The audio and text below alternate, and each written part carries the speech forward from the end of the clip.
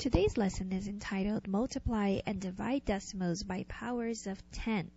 We will see the pattern that we can use to multiply and divide decimals by powers of 10.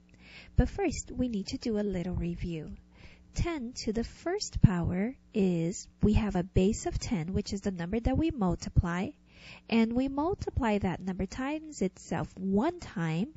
That's what the exponent tells us. So the answer then becomes simply 10. 10 to the second power tells us that I have a base of 10. So that's the number that I'm going to be multiplying. I have an exponent of 2. So I need to multiply 10 times itself 2 times, which gives me an answer of 100. 10 to the third power, I still have the same base, so I am going to keep using the number 10. And I'm going to multiply it times itself 3 times. So 10 times 10, and I need to multiply it again times the same base. And so here I have 1, 2, 3 times, and the answer to that becomes 10 times 10 is 100. Then 100 times 10 is 1,000. 2, 3. By this time, I hope you have noticed a pattern between the exponents and the answer. When the base is 10, this is very easy to see. You have a base of 10 and you have the exponent. Here we have a 1, so I can tell that in my answer I'm only going to have 1 0. With a base of 10 and my exponent is 2, means that in my answer I'm going to have 2 zeros. Then, again, with a base of 10 and an exponent of 3 means that in my answer, I'm going to have 1, 2, 3 zeros. And of course, I begin with a 1 because my base is 10. If that's the case, I have a 10 to the fourth power. Can you guess what the answer is? Exactly. I'm going to write it the long way first because the base is 10. I'm going to multiply 10 times itself 4 times because that's what my exponent is. It's a 4. So my answer is, without even calculating what 10 times 10 times 10 times 10 is, I know that I'm going to have a 1 and I'm going to end up with 4 zeros because that's what my exponent tells me. So the answer then becomes 10,000. So you can see a very nice pattern when you have 10 to the fourth power, to the 15th power, or 10 to the second power. And we're going to use that to multiply and divide decimals. And we'll do it in a quicker way. So let's go on to see what today's problem is. Did you know that brain cells are among the smallest cells in the human body? They measure 5,000 millimeter across.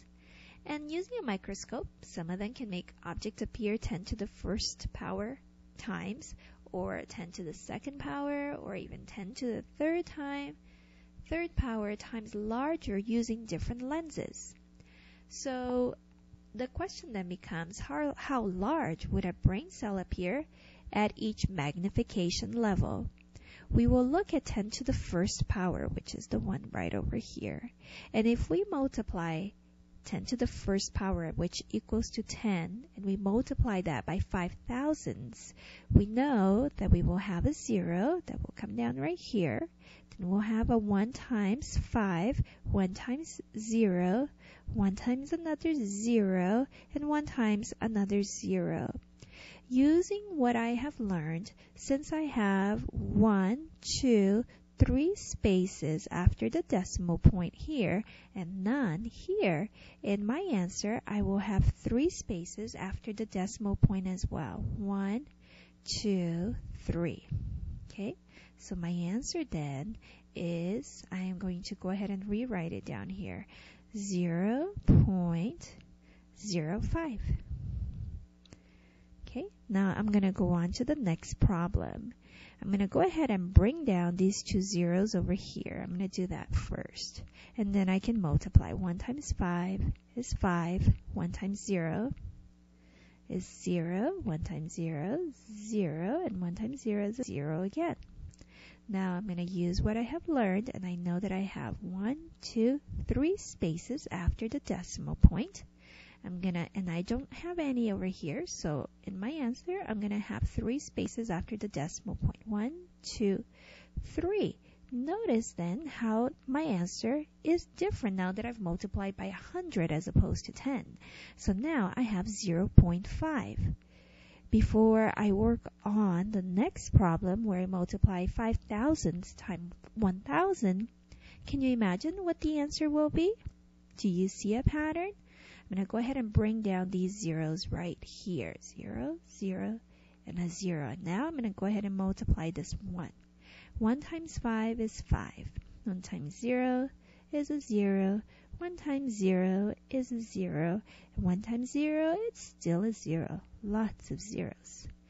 So in this number, in this factor, I still have 3 spaces after the decimal point. I don't have any over here. So I'm going to go ahead and bring down the 3. So now I have 1, 2, 3 spaces after the decimal point. Now look at my answer. Let me go ahead and rewrite it. I now have 5.0. To answer the question that I have asked of how large would this brain cell that's 5,000 millimeter across, how would it look under a 10 to the first power lens? Well, it would look 500 millimeter across. Now, how about under a 10 to the second power lens? It would look 5/10 millimeters. How about under a 10 to the third power? It would look 5 millimeters long. Now, how can I use this pattern that I see by multiplying 10 to the powers of 10 is what I should say, to help me in the multiplication of decimals? Well, let's go ahead then and observe what we have here. So 5,000 times 10 to the first power equals to 0.05 or 500. Then 5,000 times 10 to the second power equals to 0.5. And then 0.005 times 10 to the third power equals to 5.0.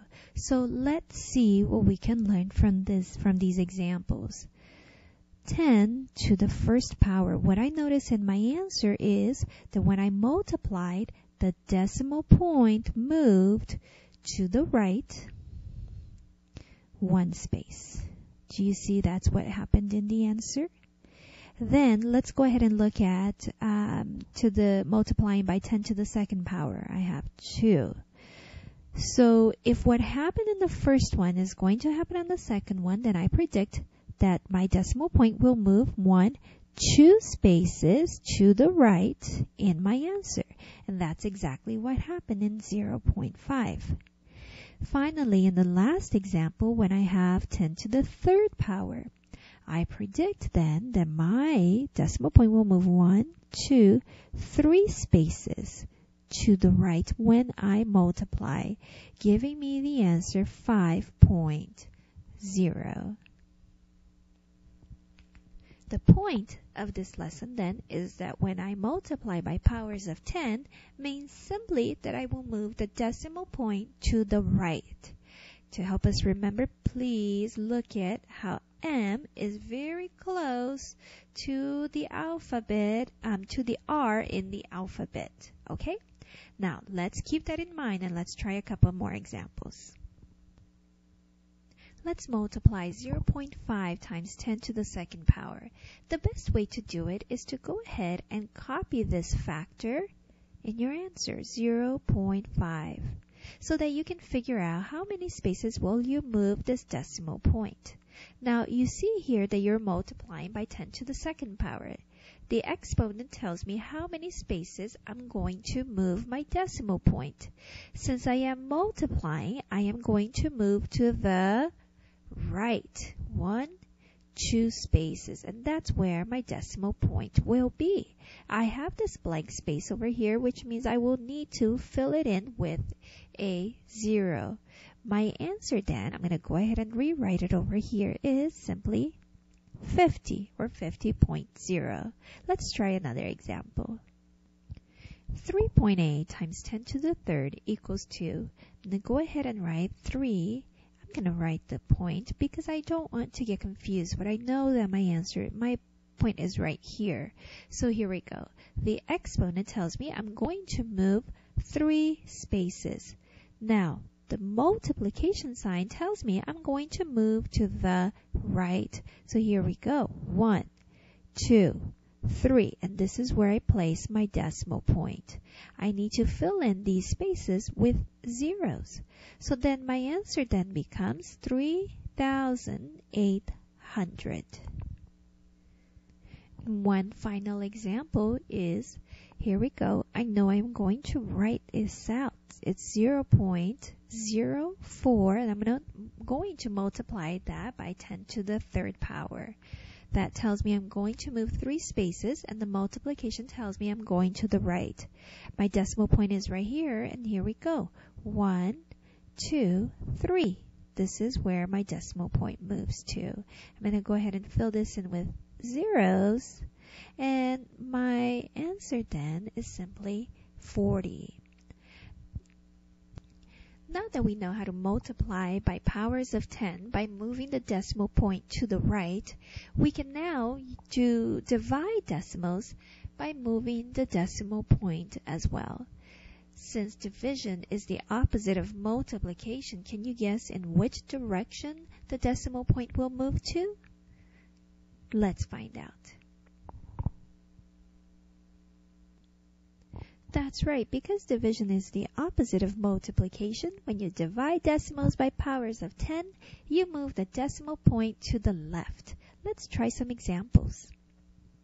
6.5 divided by 10 to the first power means then that I'm going to go ahead and copy the factor into my answer, and then I need to move the decimal point. Now this tells me I'm going to move it 1 space.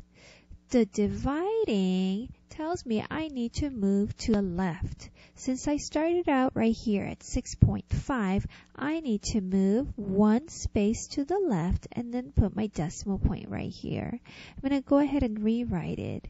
The answer then becomes 0.65. So 6.5 divided by 10 or 10 to the first power is equals to 0.65. In our next example, we have 159 divided by 10 to the third. I'm going to go ahead and copy that factor here. My decimal point is right after the 9. And here, the 3 exponent tells me I'm going to move 3 spaces. The division tells me I'm moving to the left. So here we go. 1, 2, 3 spaces. This is where I put my decimal point. I can go ahead and put a 0 in front of it. So my answer, when I rewrite it, is 0.159 thousandths. In my final example then, I have 0.04 divided by 10 to the second power. I'm going to go ahead and copy the factor 0.04. And the 2 tells me I need to move 2 spaces. The division tells me I'm moving to the left. So my decimal point is right here, and here we go. 1, 2 spaces. This is where I place my decimal point. I fill in this space with 0. My answer then, when I rewrite it, I can put 0.0004. So then, to divide decimals by powers of 10, you remember that you need to move the decimal point to the left. I would say because the D is at the beginning of the alphabet, and so is the L, you would associate the division with left. So today you have learned how to multiply and divide decimals by powers of 10. Tomorrow, you will learn how to divide a decimal number by a whole number, so stay tuned.